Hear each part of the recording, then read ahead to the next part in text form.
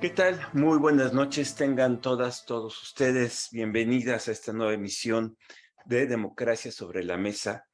Esta serie que de manera conjunta Coparmex e Intellijuris hemos preparado para propiciar un debate informado sobre las instituciones electorales en México, sobre los retos de la democracia, sobre las decisiones que vienen y que ustedes tengan esta oportunidad de tener información directa de los principales actores electorales en el país y que tengamos esta posibilidad de tener, insisto, un debate informado sobre el estado que guarda la democracia en el país y sobre sus perspectivas.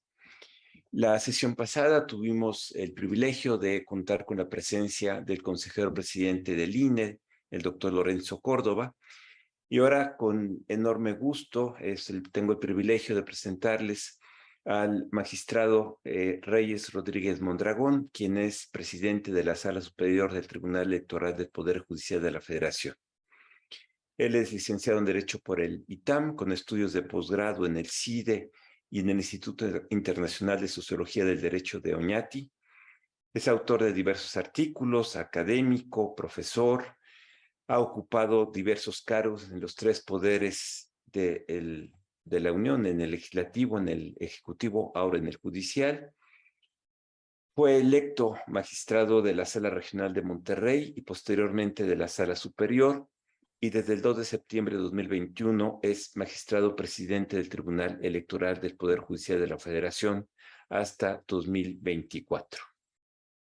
Y para conducir esta conversación, nos acompaña, ya lo conocen, a nuestro amigo Ricardo Becerra, economista, nadie es perfecto, periodista económico y político, coordinador de varias obras, Balance Temprano desde la Izquierda Democrática, el Informe sobre la Democracia en México, actual presidente del Instituto de Estudios para la Transición Democrática y sobre todo un convencido, como yo digo, un activista de la democracia y de sus instituciones. Muchas gracias, Ricardo. Muchísimas gracias, magistrado. Le apreciamos mucho esta oportunidad de conversar. Adelante, Ricardo. Tú tienes la moderación de la conversación. Muchas gracias, Sergio.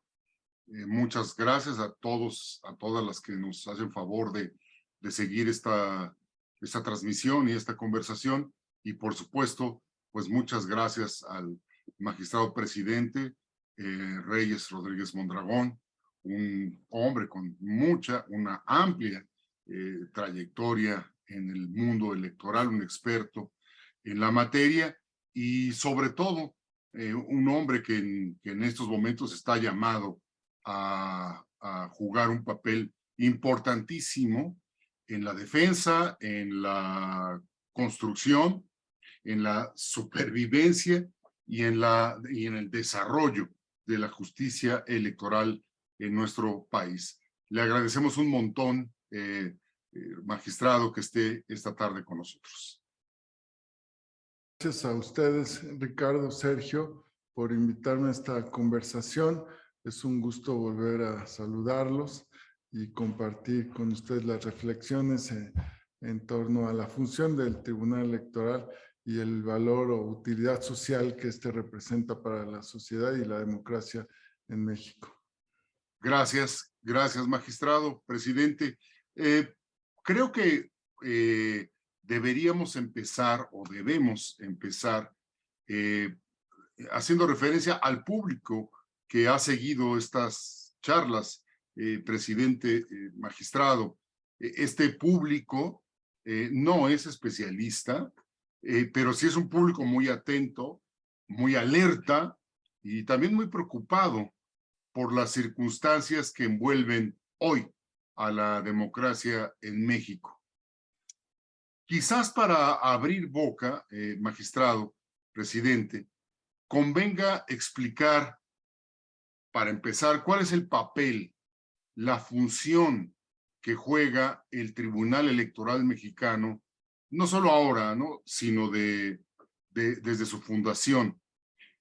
Casi todos comprenden el trabajo del INE, la instalación de casillas, para empezar la emisión del documento de identificación más importante que tienen los ciudadanos, pero es mucho menos conocida y menos comprendida, digo yo, la estratégica labor judicial electoral que desempeñan ustedes, el Tribunal Electoral del Poder Judicial de la Federación.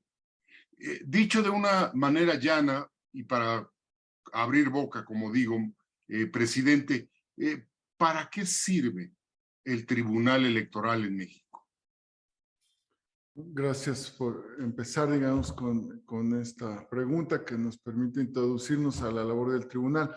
Ahora, Ricardo, saludo a tu auditorio, a quienes nos acompañan, y seguramente es un auditorio muy horizontal, aunque no es experto, pero es un auditorio con el cual creo que para hacer más ágil la conversación nos ahorramos los formalismos. Tú y yo nos conocemos hace mucho tiempo y digamos, no insistamos en lo de magistrado presidente.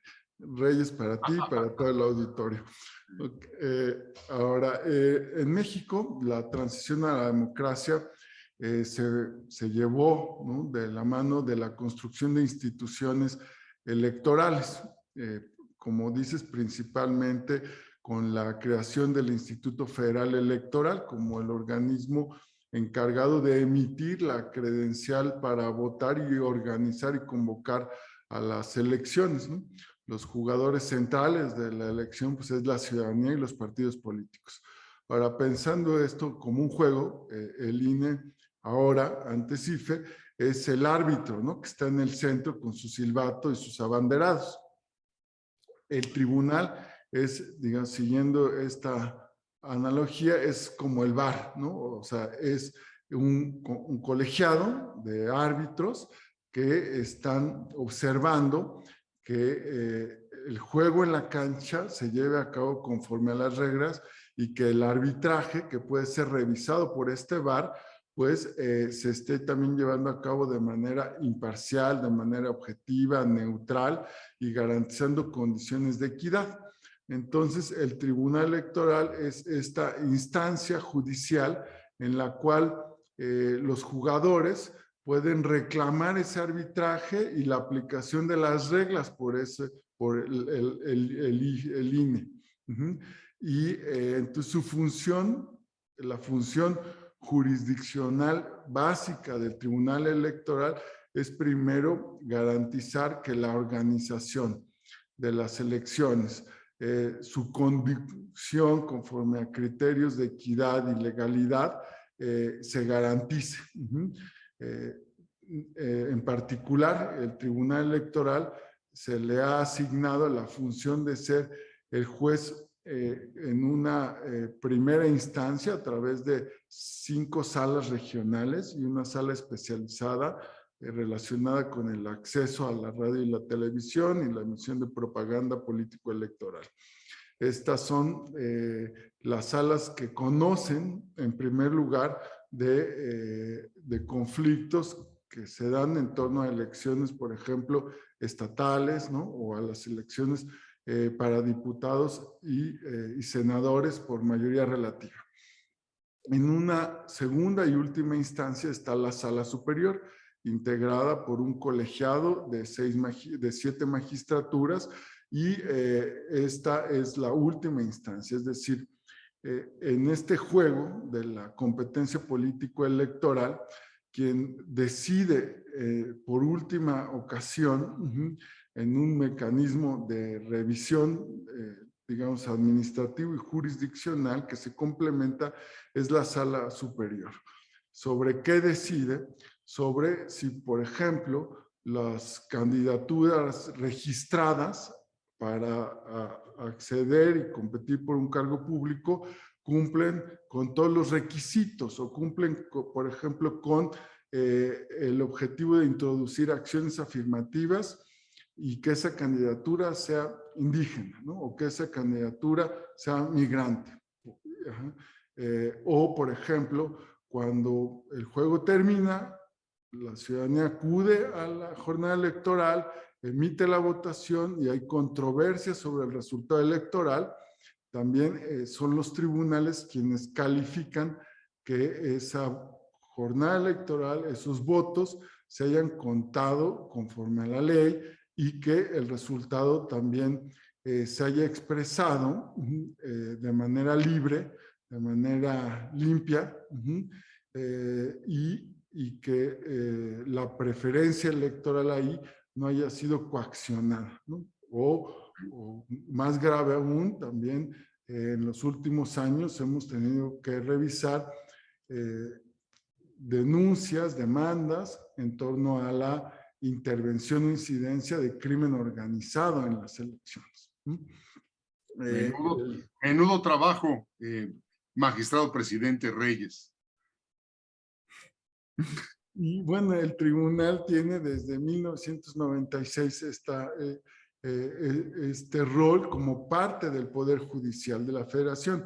Esto hay que señalarlo porque al ser una institución dentro del Poder Judicial, tiene naturalmente una función de contrapeso o de control, en nuestro caso, de cómo participan, por ejemplo, servidores públicos en las contiendas electorales.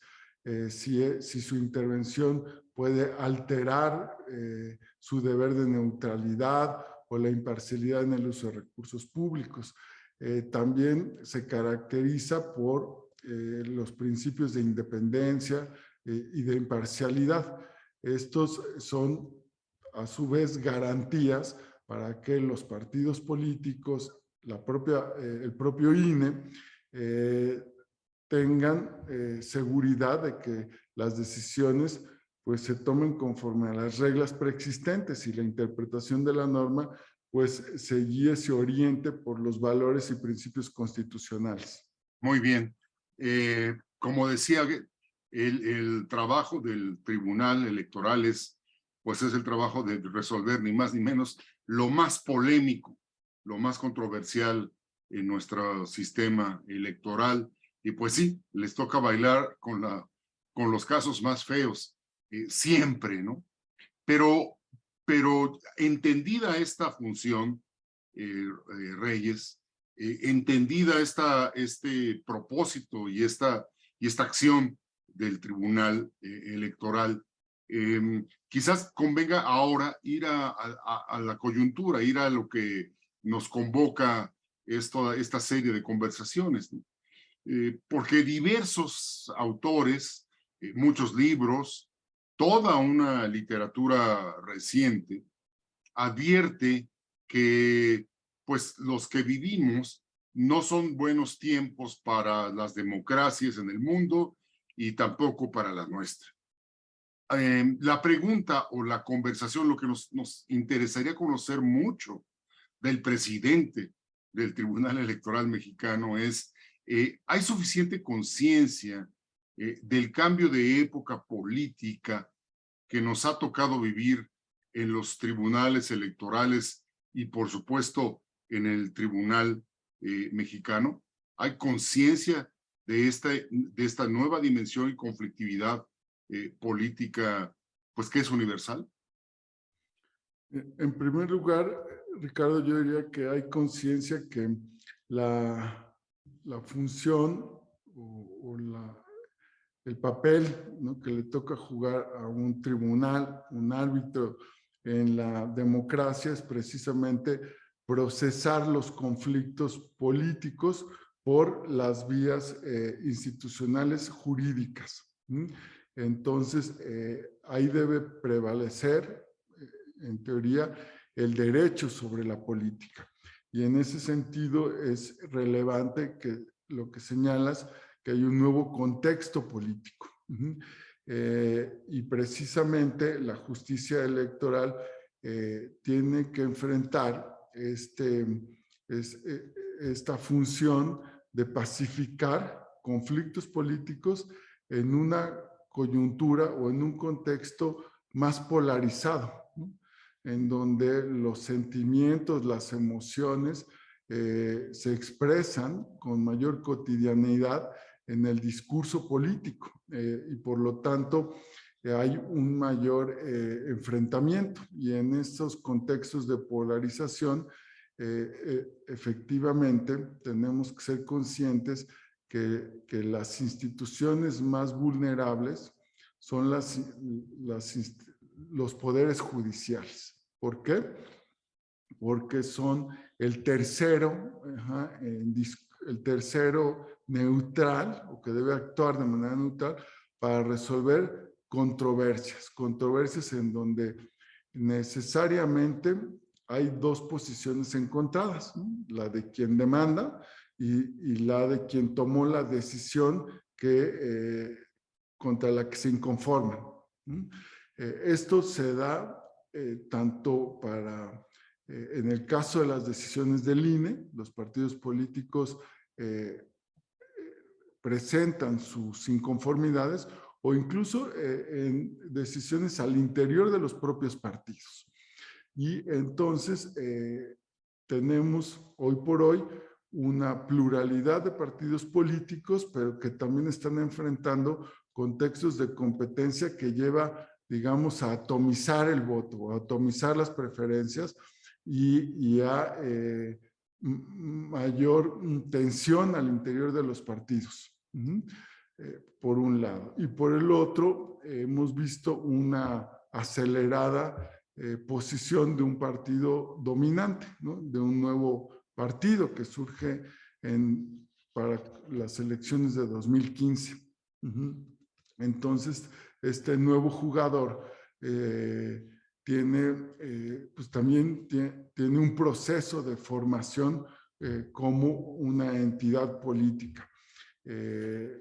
Y el tribunal, por supuesto que tiene conciencia de su papel, no solo en una transición democrática, en donde se han calificado aproximadamente tres elecciones, 4 presidenciales y 9 procesos federales, ¿no? De elecciones intermedias, ¿no? Y para el Senado cada 6 años. El escenario, este contexto, es altamente competido, y por lo tanto también encontramos una alternancia, ¿no? Una alternancia que no se había dado antes de las elecciones de 2015, ¿no? La alternancia en las elecciones a niveles locales y federal, si recuerdo bien, ronda alrededor del 70%, ¿no? de esas elecciones. Sí. Entonces, ¿qué observamos? Como bien dices tú, un nuevo contexto, pero también con cierta normalidad democrática. O sea, un nuevo contexto polarizado, en donde hay una renovación o un cambio de la élite política, de la distribución del poder y la representación política, pero también en una frecuencia de normalidad democrática. ¿Por qué? Porque las autoridades electorales están cumpliendo con su función, tanto el Instituto Nacional como el Tribunal Electoral. Están garantizando condiciones de competitividad con alternancia real en todos los niveles de gobierno, de los municipales hasta la presidencia de la República. Estas básicamente vienen desde 96 y que se han ido transformando cada sexenio, con posterioridad, claro, al sexenio, pocas veces a la mitad del camino, ¿no? Y estas reglas han permitido este juego democrático, ¿no? Con normalidad. Pero presidente, usted dice muy bien, polarización, una intensificación de la lucha interna por las candidaturas en todos los partidos, alternancias aquí y allá, pero también este nuevo contexto incluye pues una cierta voluntad, una cierta decisión para violar más la ley, ¿no? Eso estamos viendo. Hay como esta circunstancia, como digo, voluntad de fuerzas políticas, pero también de parte del gobierno, para pues no hacerle caso a las leyes. ¿Qué es lo que tiene preparado? ¿Qué es lo que está pensando el tribunal para enfrentar esta nueva circunstancia? Bien señalas, Ricardo, esta paradoja, ¿no? La paradoja de la democracia. O sea, con las reglas de la democracia se está socavando el Estado de Derecho en ocasiones. O también hay que recordar que tenemos, o bueno, ¿por qué sucede o por qué se da con mayor regularidad este cuestionamiento a las reglas, a las decisiones y sobre todo esta tendencia a no cumplirlas?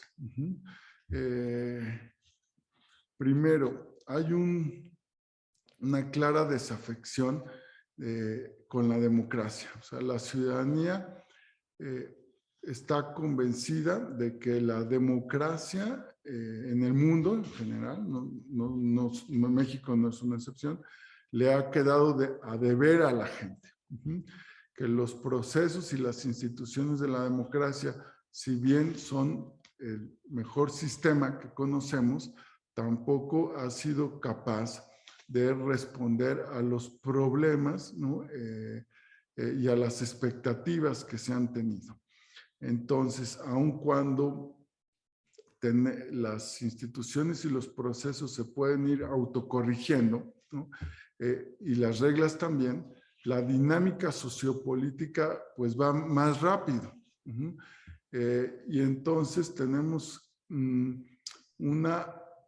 en este contexto de desafección y polarización, una mayor tolerancia de la ciudadanía a que no se cumplan las reglas. Y por lo tanto, la sanción social o la sanción en las urnas no está, digamos, directamente proporcional al valor que en sí mismo sí tiene el Estado de Derecho en una democracia y para la ciudadanía en abstracto. Pero sí hay una mayor tolerancia a una cultura de legalidad que reta el valor de la ley, ¿no? O sea, su función como equilibrador o adjudicador de soluciones. Y esto también se traduce en un menor involucramiento en la defensa de las instituciones que tienen como función aplicar la ley. Digamos que en principio la paradoja es que si bien la ciudadanía reconoce la función de las instituciones, en este caso electorales, por otro lado, también es más proclive a la crítica y digamos a no defenderlas, porque su valor social no es tan tangible. Correcto. La gente no lo percibe día con día. Y en este contexto, los actores que compiten pueden tener estrategias al margen de la ley. Y por el otro lado, si tú conoces muy bien la legislación electoral y creo que te refieres concretamente a servidores públicos, ¿no? Sí. Que están transgrediendo la Constitución o las normas. Bueno, además de esto que expliqué, que suena muy sociológico, ¿no? Pero que, digamos, la literatura demuestra que es relevante, o sea, la cultura legal, ¿no? En fin. Por el otro lado están los incentivos o desincentivos que genera un diseño institucional de sanciones efectivas o eficaces. Y en nuestro diseño legislativo tenemos el problema de que las autoridades electorales, ahora concretamente el tribunal, puede determinar que un servidor público transgredió la normativa electoral, pero no tenemos la facultad o la capacidad para sancionar, para establecerle una multa, ¿no? Algún tipo, ni una amonestación pública. ¿Quién sanciona a los servidores públicos? Sus superiores jerárquicos, los órganos internos de control, o quien sea el superior jerárquico. Entonces, al bifurcar la capacidad de investigar y de determinar que se violó la norma de la sanción, pues se debilita la probabilidad de una amenaza de sanción que te desincentive a violar la ley. Por lo tanto, digamos, para decirlo simple, los costos de violar la ley son menores a los beneficios que perciben los servidores públicos al hacerlo, o los partidos, etcétera. Inclusive recientemente, Ricardo, tú sabes que fue modificada la legislación electoral para que a los partidos no se les pueda sancionar con una multa de disminución de hasta el 50% de sus administraciones. Le bajaron, por decirlo de manera coloquial, la mitad a las sanciones a las que podrían merecer. Sí, una barbaridad, según yo, no pongo yo palabras en sus labios. Magistrado presidente, es casi decir, bájenme las multas porque voy a violar la ley. Pero bueno, no es ese el hilo conductor. Quizás antes de ir a cosas más, incluso más rudas, magistrado presidente, creo que hay que decir que el Tribunal Electoral presidido por usted en los últimos años, meses, ha alcanzado una estabilidad institucional que es notable y que creo el sistema democrático en general debe agradecer. Coherencia, más previsibilidad, mejor argumentación. Son rasgos que ningún observador puede negar en los últimos tiempos, en los últimos años del tribunal. Pero me gustaría conocer de usted el balance de estos años, de boca del presidente del tribunal y su visión acerca de los desafíos que la institución, que la operación del propio tribunal tiene hoy y en el inmediato porvenir. Gracias, Ricardo. Sí, efectivamente, hace un año y un mes asumí la presidencia de la Sala Superior. Tratando de ser lo más objetivo posible, sí comparto que el balance es positivo, ¿no? En este proceso que iniciamos también con una agenda de cambio institucional interno, una agenda de fortalecimiento institucional. Pero antes de mencionar algunos de los resultados, también quiero señalar que el Tribunal Electoral demostró como institución, más allá de las personas, su capacidad para hacer autocrítica, para autocorregirse, ¿no? Como una institución, si bien joven, pero con una naturaleza y una voluntad democrática, en donde tenemos la corresponsabilidad de poner por encima de los intereses personales, de los propios intereses institucionales, el interés de la ciudadanía, ¿no? Entonces, digamos, con esa visión, hemos buscado recuperar espacios de legitimidad o de legitimación entre los actores políticos, también tratado de mantener una congruencia, una coherencia en las decisiones, pero también la posibilidad de repensar decisiones o de ir modificando criterios, ¿no? En este año también tomamos algunas determinaciones que han sido controversiales, ¿no? Sí. Pero bueno, eso es parte también de la redefinición de nuestro rol como institución. Ahora, ¿cuáles son algunos de los resultados de los balances? Cerramos ya un ciclo de calificar elecciones de 2021 y 2022, ¿no? En donde se confirmaron prácticamente todos los resultados electorales de las elecciones a las gubernaturas, es decir, con una revisión constitucional y legal, se buscó garantizar que el voto de la ciudadanía es quien defina, ¿no? Que sean los electores los que toman la decisión. Es decir, la democracia es de ciudadanos electores, no de jueces electores. Sí tuvimos algunas decisiones de anular distritos o municipios, particularmente recuerdo el caso de Michoacán, en donde por la evidencia en el expediente de incidencia del crimen organizado, se anularon 4 municipios.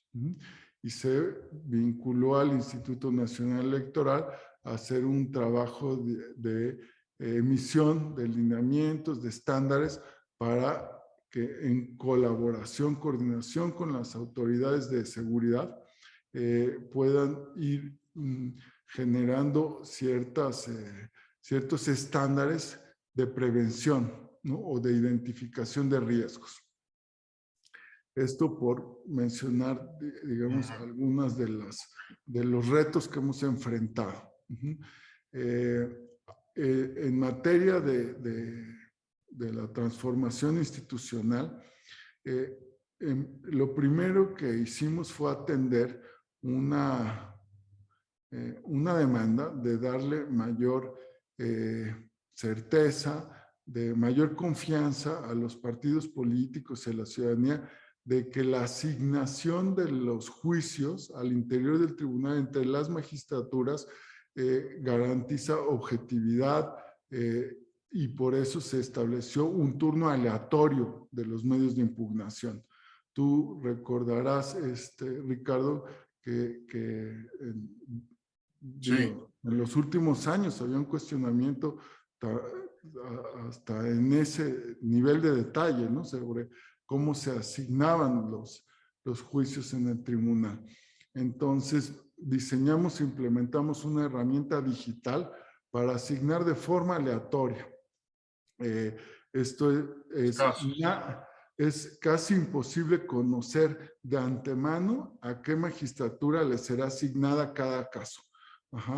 Esto evita que pues, los abogados, representantes de partido o de alguna parte estuvieran cazando a ver a qué magistratura, ¿no? se le podía asignar y presentar su demanda. Eso en la parte jurisdiccional se formalizaron las reglas con las que opera esta área, que es la Secretaría General de Acuerdos. Ahora, en la parte administrativa ya se fortaleció el diseño del servicio civil de carrera administrativa. Esto, digamos, inspirado por lo que conocemos del trabajo que ha hecho en el Servicio Profesional Electoral el Instituto Nacional Electoral, y tomando algunos otros modelos nacionales e internacionales que están basados en promover la profesionalización basada en méritos, en resultados y eficiencia. Emprendimos una estrategia para fortalecer a nuestra institución desde esta perspectiva de profesionalización, y también desde una ampliación de medidas para racionalizar y darle calidad al gasto presupuestal. Ok, magistrado, tenemos 20 minutos y nos quedan 3 temas tan importantes como el que usted está exponiendo, pero no quisiéramos dejar de abordarlos en esta oportunidad. Es difícil pescarlo a usted magistrado presidente. Y es una pregunta difícil, es una pregunta directa. Se ha presentado y parece que se ha reactivado la intención de realizar una reforma electoral a estas alturas del sexenio y con la voluntad, insisto, del Ejecutivo como puesta en primer plano, ¿no? ¿Qué opina usted, el magistrado presidente de nuestro tribunal, de las reformas electorales que hemos conocido públicamente y que parece que se discutirán pronto en el Congreso mexicano? ¿Cuáles son sus virtudes, si es que las tiene? ¿Cuáles son sus defectos y sus riesgos?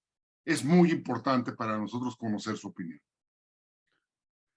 Gracias, Ricardo. Mira, el sistema de elecciones, de justicia electoral, por supuesto que puede perfeccionarse. De hecho, bajo esa lógica, destaco que otra de las acciones que llevamos a cabo en el Tribunal Electoral es crear la Defensoría Pública Electoral. Transformamos, ¿no?, la actual existente para pueblos y comunidades indígenas en una que brindará servicios gratuitos de orientación, asesoría y representación a comunidades y pueblos indígenas, claro, a mujeres en casos de violencia política de género y paridad, a personas mexicanas residentes en el extranjero, afromexicanas, jóvenes, adultos y adultas mayores, de la diversidad sexual y personas en prisión preventiva. Arranco con este ejemplo para decirte, sí se puede incrementar los alcances y capacidades de la justicia y del sistema de elecciones para dar mayor acceso a la justicia, para contribuir o profundizar en los beneficios democráticos de la institucionalidad electoral para la ciudadanía. Ahora, en relación con las medidas que puede adoptar el Poder Legislativo, ¿no? Primero, creo que tenemos más de 200 iniciativas de reforma en materia político-electoral presentadas en esta 64 legislatura, de la 64 legislatura hacia ahora. Entonces, en primer lugar, no está clara la discusión, ¿no? No conocemos todavía un dictamen, o sea, se ha hablado de iniciativas. ¿Cuáles llaman más la atención? La que presentó el Ejecutivo, el Poder Ejecutivo Federal, ¿no? O los partidos políticos presentaron algunas iniciativas de reforma constitucional. Para que haya una reforma constitucional, se requiere sin duda, no solo porque el requisito de quórum de aprobación es de 2/3 partes, sino porque es un proceso político que reflejará este consenso social. Se requiere de de un acuerdo político de todas las fuerzas, y ese no se percibe como real, como probable para modificar la constitución política. Y en materia electoral casi todo está dicho en la Constitución, ¿no? Hay algunas cosas que están solo en la ley, pero lo fundamental, lo estructural está en la Constitución. Ahora, reformas estructurales de largo plazo generalmente han requerido prudencia y gradualidad. Prudencia en su aprobación y gradualidad en su implementación. Prudencia en su aprobación requiere consenso del partido en el gobierno y de la oposición.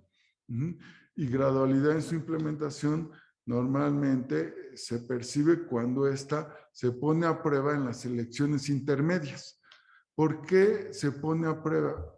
El primer efecto es que incrementan los litigios porque cambian reglas, y esas reglas generalmente tienen márgenes de interpretación y tienen efectos a veces no conocidos y a veces hasta no deseables.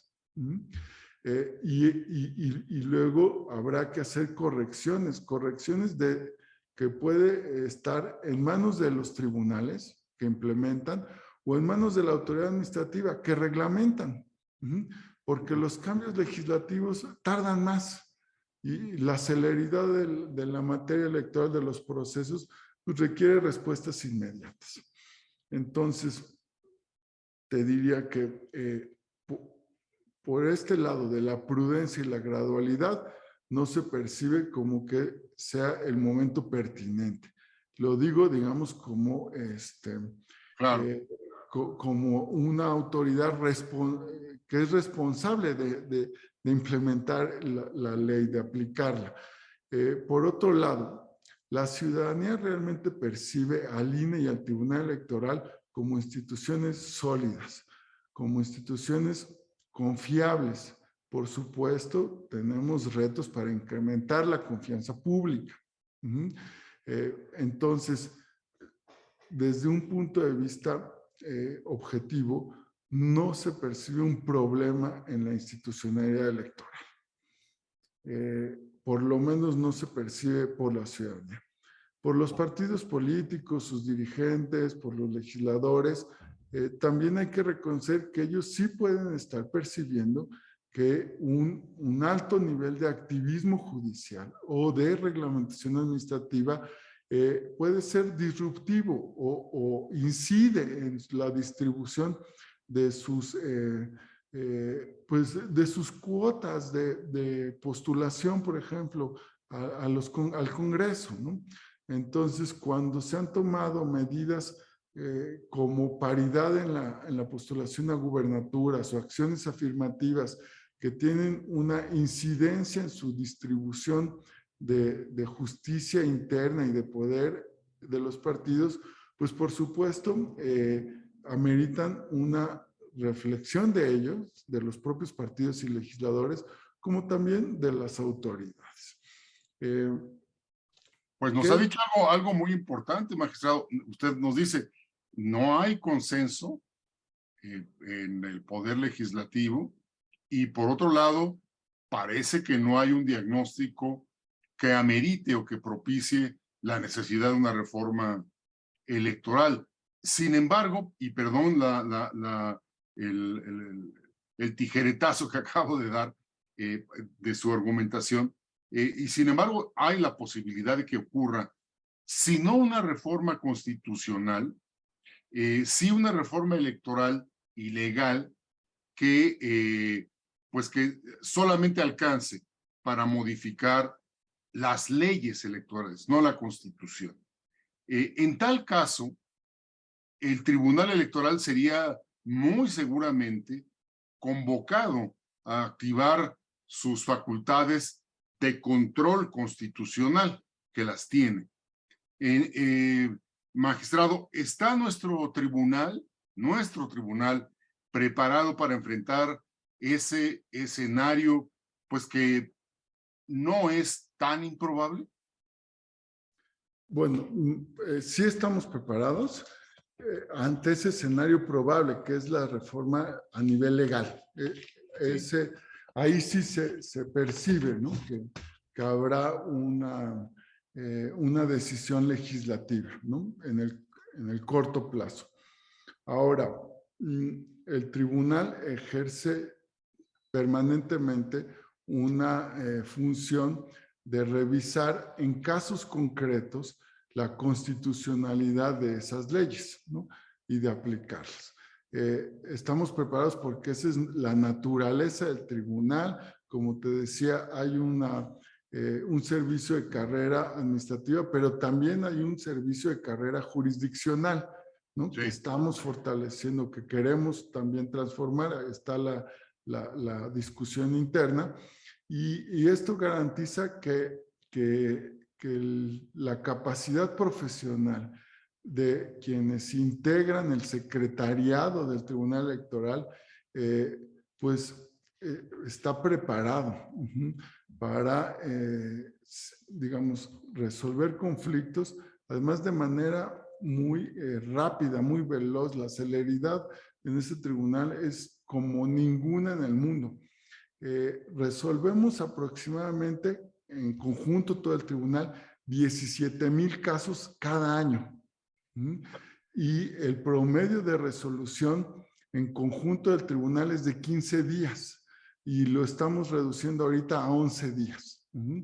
Entonces, no hay ningún otro tribunal en el mundo que tenga esta capacidad de resolución como el Tribunal Electoral, empíricamente hablando, o sea, en términos de la cantidad de juicios que recibimos y de capacidad de respuesta. Si se diera una reforma como la que se propone de desaparecer los tribunales locales y los soples, con el objetivo, al parecer, de reducir el costo, lo cual realmente, si lo medimos, bueno, yo consulté alguna medición, impacta en el 0.5% de los presupuestos estatales, es mínimo. Pero ¿cuál sería el efecto en la organización electoral de desaparecer los soples? Sobresaturar al INE. En el caso del Tribunal Electoral, incrementar aproximadamente en un 70% los casos por resolver. Y esto implicaría seguramente activar 2 salas regionales más que están previstas en la ley y que el tribunal puede poner en marcha operación a través de la Comisión de Administración. Entonces, yo te diría, Ricardo, que la reforma que se propone a nivel constitucional habría que revisar si cumplirá los objetivos que narrativamente se presentan. Pero a nivel legal también creo que hay cifras que contribuyen a ver este diagnóstico de manera más clara. Por ejemplo, el informe País dice que el informe País que acaban de presentar en el INE PNUD, ¿no? 2020, Sí, el 85% de las personas señala que los partidos políticos otorgan dinero o regalos para obtener votos. Entonces, cuando en la discusión pública se habla de fraude electoral, quiero pensar que se refieren a estas cifras. Y eso sí debería atenderse en la reforma legal. Y no estamos viendo que se dé esa discusión sobre cómo se va a dificultar, sancionar, obstaculizar que los partidos políticos otorguen dinero o regalos para obtener votos. Tampoco se ve que se esté discutiendo cómo se va a atender que el 71.5%, según el informe País, de la ciudadanía señala que tiene conocimiento de que partidos políticos realizan presión a los votantes, por ejemplo. O en una encuesta que llevamos, que se realizó en el Tribunal Electoral, se dice que el 64% de la ciudadanía considera que en las elecciones hay irregularidades generalizadas. Y lo que estamos viendo es que se disminuye el costo, o sea, la sanción, en un 50%. Tú dime si eso es coherente con el diagnóstico de que hay irregularidades generalizadas. Al disminuir la sanción, al tener una capacidad limitada de las instituciones para aplicarla, porque tratándose de servidores públicos no puede sancionar el Tribunal Electoral, sí de militantes, sí de partidos, etcétera. Si se atiende esa preocupación de un 64% o de un 68% que consideran que en su colonia es frecuente la práctica de ofrecer dinero a cambio del voto, o que el 57% señala que los gobiernos o funcionarios interfieren en la elección. El 53% que se condicionan los programas sociales al voto. Se está regulando o se está discutiendo sobre cómo toda esta reforma constitucional que garantiza derechos de programas sociales, lo cual hay que reconocer, ¿no? Que es un gran avance, que hoy en día esté ya la conciencia de que se trata de derechos, pero que además esos derechos no pueden ser condición o no pueden ser una forma de abusar de la pobreza de la gente frente a el mecanismo igualador que es el voto, O, por ejemplo, lo que se discute con más regularidad y la encuesta confirma que el 52% de la ciudadanía considera que el crimen organizado interviene en las elecciones. ¿Tú has escuchado de alguna iniciativa o discusión en el Congreso que trate de atender el problema del crimen organizado? Está usted diciendo algo muy importante, magistrado, es decir, que que las reformas electorales que estamos viendo, que están en la mesa del legislativo, pues no están apuntando a los problemas reales que en su caso existen en el país, y en cambio están tratando de cambiar o de modificar lo que sí funciona. Es una paradoja muy fuerte la que usted está subrayando, magistrado. Sí, Ricardo, yo mira, no conozco a detalle las más de 200 iniciativas, ¿verdad? Le he dado algún seguimiento, leo la prensa, veo las discusiones. No es mi función ni la del tribunal presentar iniciativas, ¿no? En fin, pero sí lo que estoy queriendo resaltar es que efectivamente puede haber diagnósticos si los buscamos y recurrimos a ellos para atender ciertas problemáticas, pero sin decirte con seguridad que no se, que las iniciativas, digamos, van a dejar de atenderlos. Sí, lo que estoy viendo es que en la discusión pública no se plantean estos temas. No se plantea cómo a nivel de reforma legal se puede reactivar, hacer eficaz la figura de candidatura ciudadana a la cual se le apostó mucho en la reforma de 2012. Atendiendo inclusive recomendaciones de la Corte Interamericana de Derechos Humanos, ¿no? Las candidaturas ciudadanas es un tema o una vía cada vez menos probable de ser exitosa, porque el propio diseño legal la dificultó, y lo hemos visto en la práctica, y las sentencias del tribunal dan cuenta de ello. Magistrado, tenemos que terminar, debemos terminar en poco menos de 4 minutos, y la conversación da para un montón, su posición da para mucho. Sin embargo, creo que tendríamos que cerrar con una afirmación y con una convocatoria de parte de usted. Permítame abusar de la entrevista. Porque uno de los hechos democráticamente radicales del siglo XXI, salvo excepciones, no solamente es la sucesión de alternancias políticas en una y otra vez en todo tipo de elección, como usted nos lo ha dicho, y en prácticamente todo el país, estados, municipios, la federación, la presidencia. Alternancia, he dicho, ¿no? Pero no solemos reconocer con la misma claridad el otro componente, magistrado, el otro componente que es la estabilidad con la que se han dirimido esas mismas elecciones, el hecho de que la casi completa ausencia de conflictos postelectorales, precisamente porque tenemos un tribunal electoral que ha resuelto las cuestiones polémicas y que han sido acatadas por los actores políticos. Esa es la verdad que, una vez más, tenemos que reconocer y subrayar. En 2 minutos, magistrado, en 3 minutos, y en su opinión, dada esta realidad y esta conquista institucional de México, ¿cuáles son los componentes, los principios y los dispositivos irrenunciables del sistema electoral mexicano?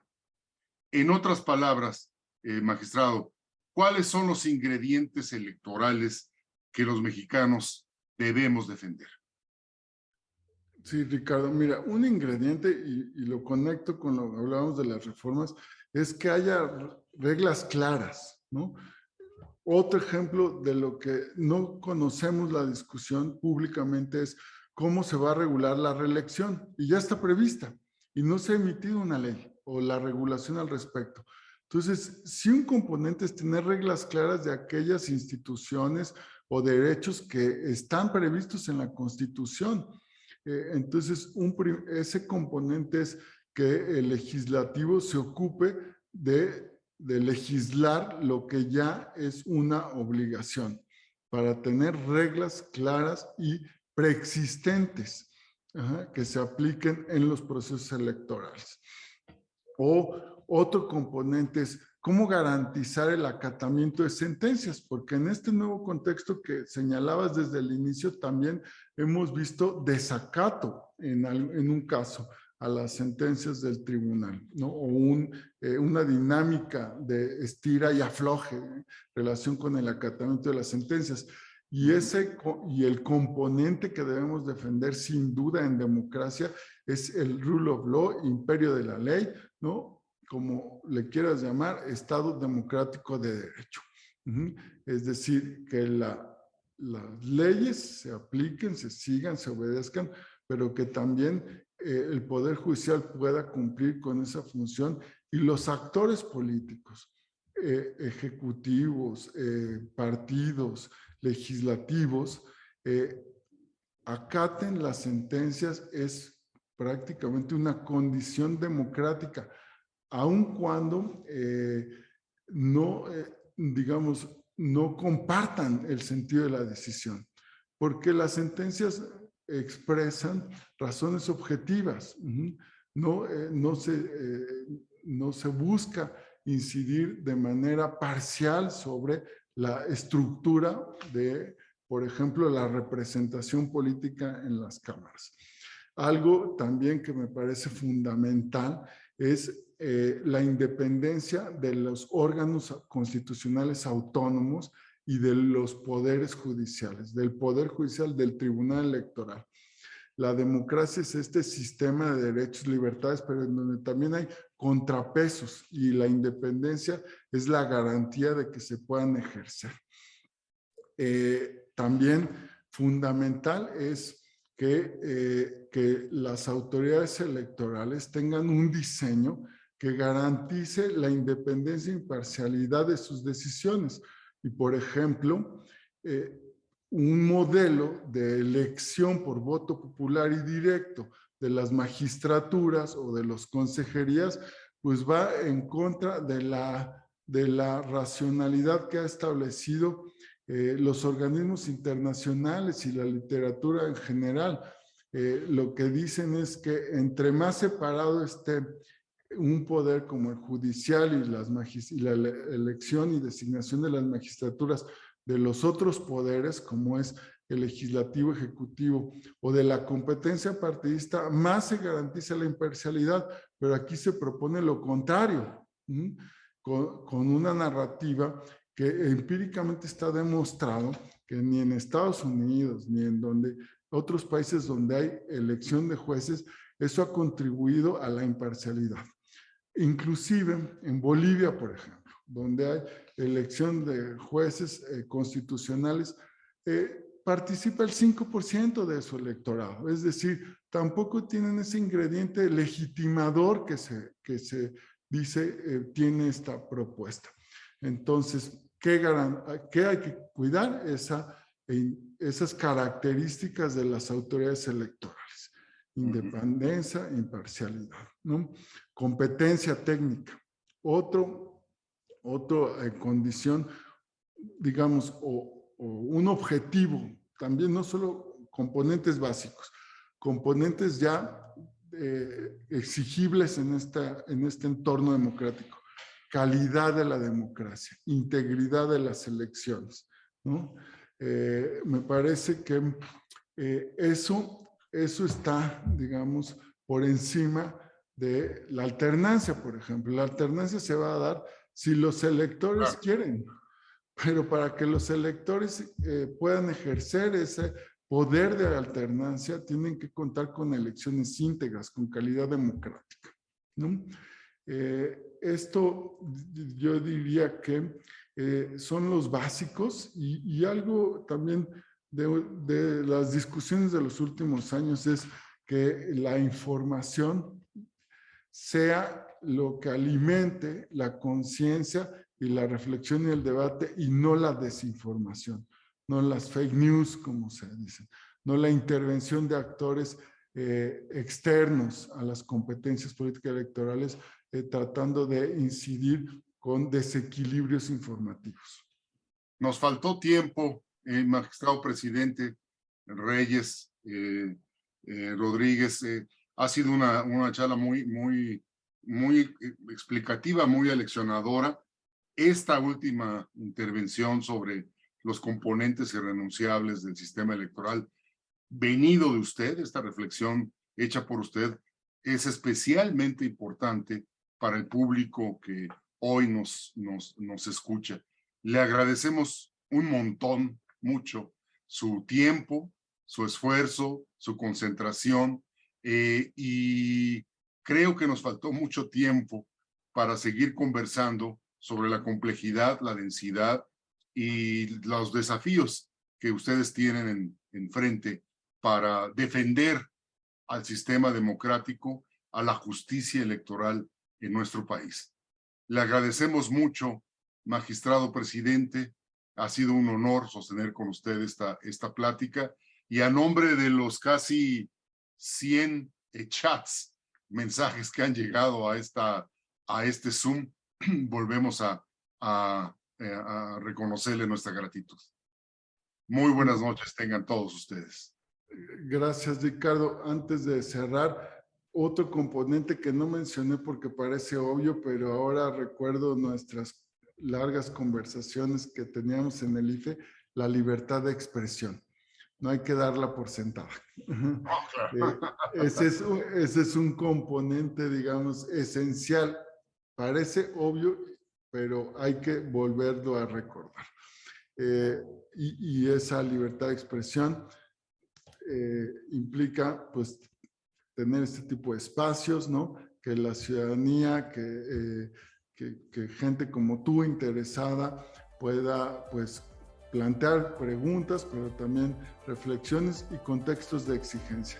Muchas gracias a ti, Ricardo, a Sergio, a todos quienes hacen este esfuerzo y a tu auditorio. Muchas gracias a ti otra vez, magistrado presidente. Hasta luego, hasta la próxima. Hasta luego, Ricardo. Buenas noches.